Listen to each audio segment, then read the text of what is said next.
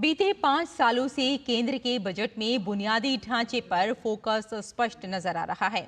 Covid महामारी के बाद सरकार या इंफ्रास्ट्रक्चर निर्माण पर फोकस और भी बढ़ गया है।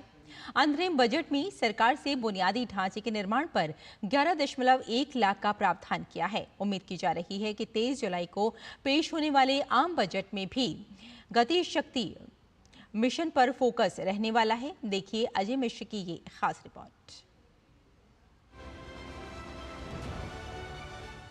1 फरवरी 2024 को संसद में पेश किए गए अंतरिम बजट में वित्त मंत्री निर्मला सीतारमण ने बुनियादी ढांचे पर अब तक का सबसे बड़ा खर्च करने का ऐलान किया।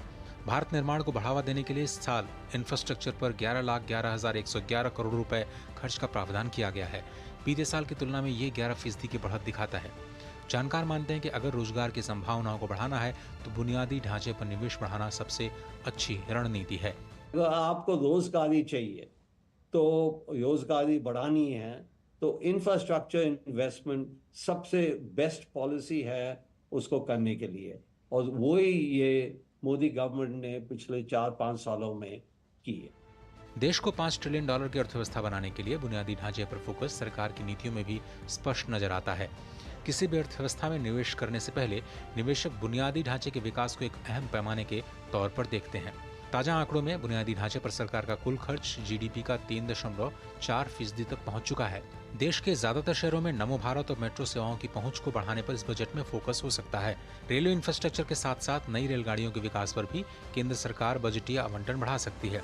गति शक्ति मिशन के लिए अंतरिम बजट में घोषित 3 इकोनॉमिक कॉरिडोर पर भी वित्त मंत्री का फोकस होगा। टियर 2, टियर 3 शहरों में बुनियादी ढांचे के निर्माण और स्मार्ट सिटी परियोजना के आवंटन पर भी सभी की निगाहें होंगी।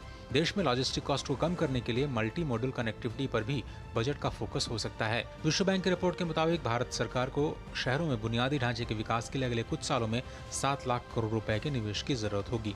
उम्मीद है कि शहरी विकास के परियोजनाओं और सार्वजनिक परिवहन के लिए वित्त मंत्री अतिरिक्त फंड की व्यवस्था भी कर सकती हैं। Ajay Mishra, DD news, Delhi.